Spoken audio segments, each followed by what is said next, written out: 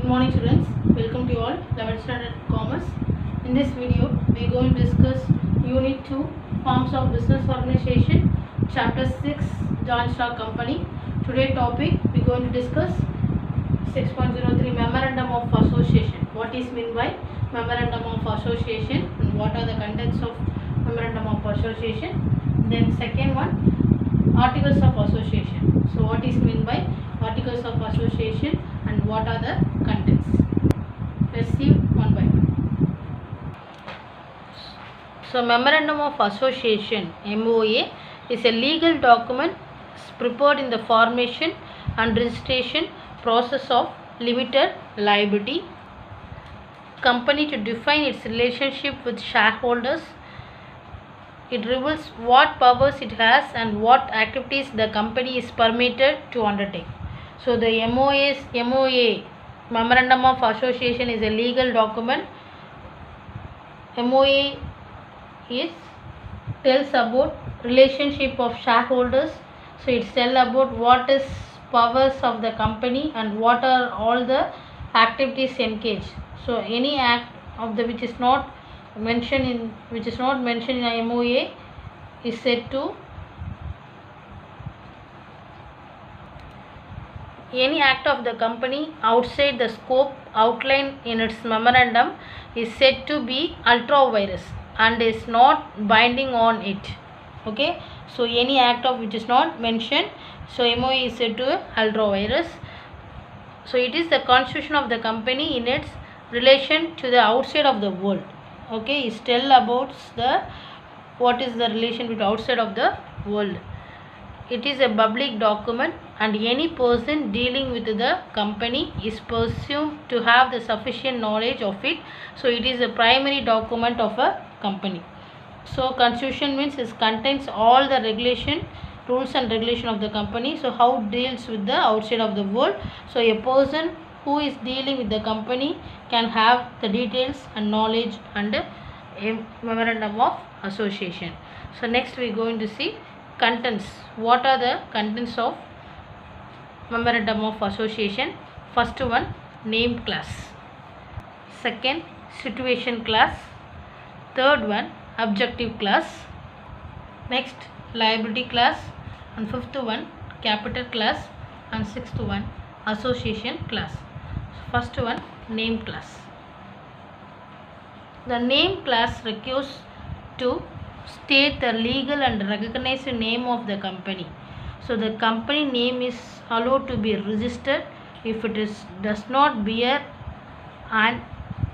any similarities with the name of an existing companies only. So here name class it is required to tell the recognized legal name of the company. So it has to give the recognized name. Okay.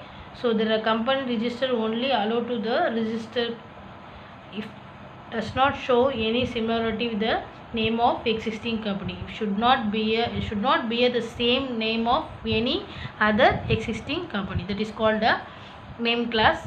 Second one, situation class. So what is meant by situation class?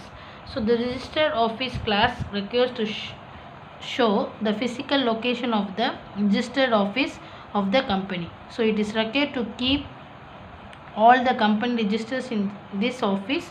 So the registered office should be established prior to commencing business activities. So the registered office, they should keep all the company registers in the registered office. So in registered office it should be established before the business activities have been started. That is called a situation class.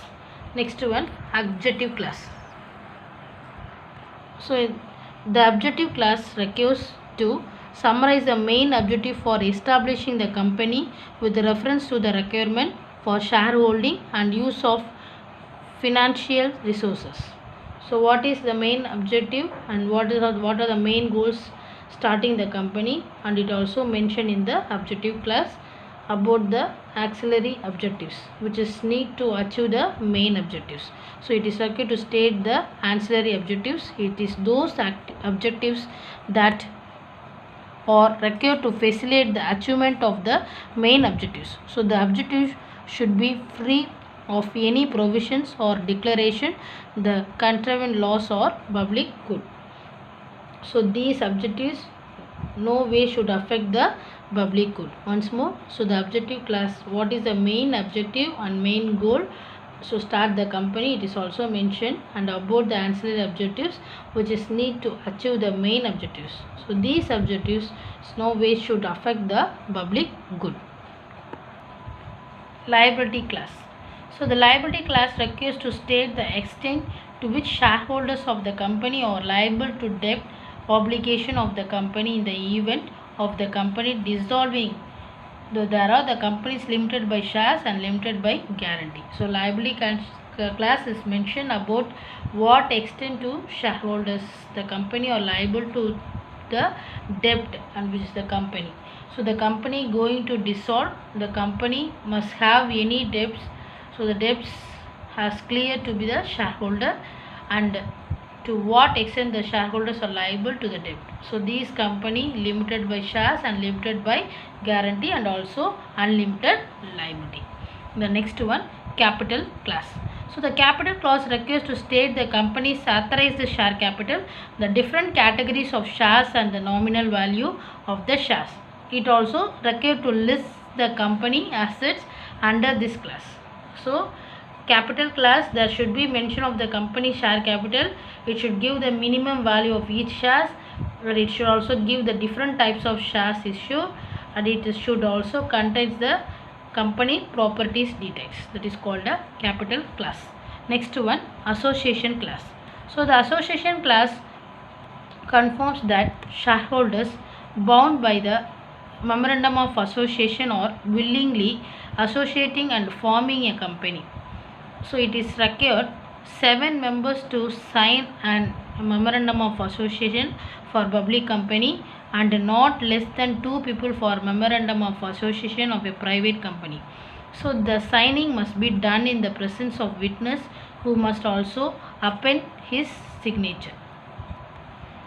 So association class, it should confirm the shareholders they are willing to form the company. So it is required 7 members to sign. So with regard to the public company, the memorandum of association should be signed by the 7 members. In private company, it should be signed by at least 2 people. So the signing must be done. The signing must be done in the presence of witness who must also append his signature. So the witness should also append his signature. That is called the association of class. Next, articles of association. The articles of association is a document that contains the purpose of the company as well as the duties and responsibility of its members. So it is an important document which needs to be filed with the register of companies. So articles of association contains what is the purpose of starting the company. So what are the duties and responsibilities. So AOA should be filed with the registered companies. Here AOA law by company. So how the company activities are done. So in the Companies Act provided table A, which is model of AOA. So table A means table A contains rules and regulation of the company. So it is an important document. So articles of association is a important document. So it's the internal document also. So which needs to be filed with the register of companies. There are bylaws of company. So that defines the mode and manner in which the company business is to be carried on. So in the Companies Act, table A prescribes model of articles of companies.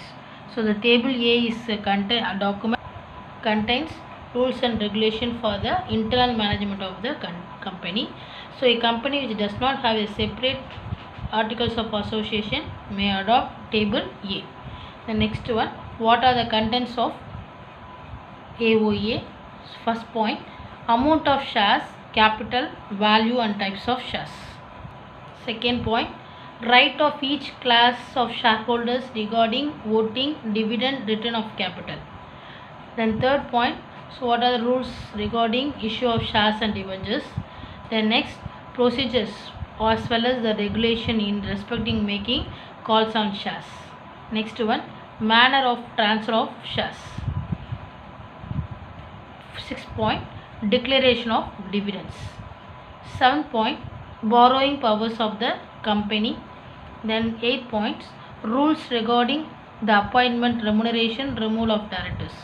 So what are the rules regarding the appointment of directors, remuneration to the directors and removal of directors? Then procedure for conducting proxy, quorum, meeting, etc. Next, procedure concerning keeping of books and audits. So what are the procedures to keep the books and audits? Then seal of the company. Next, last point, procedure regarding the winding up the company, how to dissolve the company. So all the details given in the articles of association contents. So I hope you all understood this topic, articles of association and memorandum of association. We will see the next section. Thank you.